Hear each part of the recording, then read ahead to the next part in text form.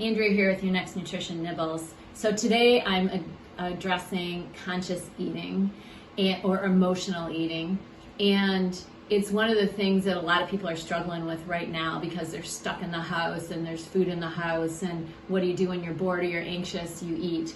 So I just want to give you a couple tips on helping with conscious eating.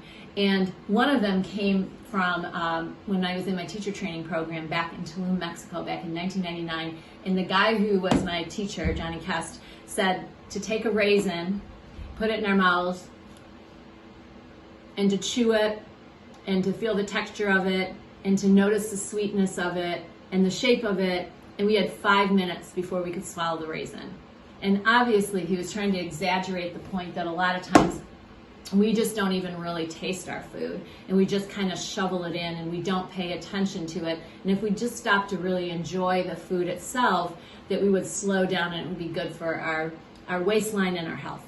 So today I'm just going to give you a couple other conscious food choices to make, or conscious tips to help you manage that slowing down of eating. So first of all, one of them is to use a small plate. So I have a half baked potato, a little bit of chicken breast, and some broccoli here. And notice how it fills up the plate. It sends a message to my brain that says, this is plenty of food, it fills up my plate. Now if I would have chose this plate, it wouldn't have filled it up, and it would have probably felt like something was lacking and I needed more food.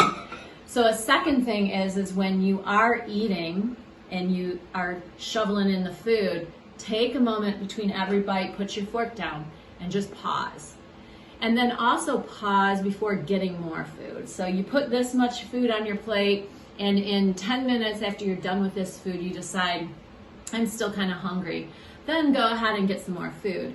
But maybe wait those at least 5 to 10 minutes before you make that decision, and actually make the decision based on that you're really still hungry, or you just had in your head that tastes really good and I want some more food.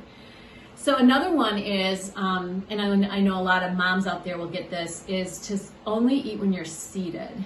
And a lot of times we're making food for our kids, or we're standing up in the kitchen and we're unconsciously eating without even knowing it, and then we go to sit down to dinner and we've already eaten a full meal. So make sure you're sitting down before you put something in your mouth.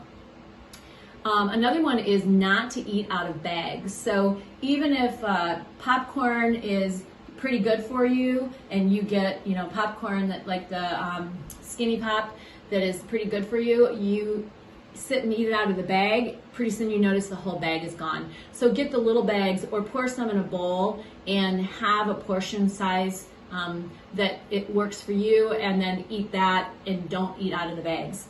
And then lastly is make your meals an experience. Pour yourself a glass of wine, sit and have a conversation with someone, if you're quarantined with someone that you can, and slow down and really enjoy your food. And then I'm just gonna also throw out that yoga is just an awesome tool for being more mindful, whether it's eating or anything else in your life. It helps us to be present, helps us to be more aware, and when we're more aware and more present, we make better and more consistent choices with what we really need in terms of hunger.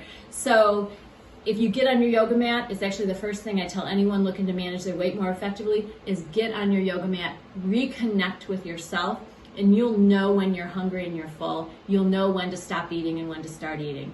So there you go, a little yoga and some conscious eating tips.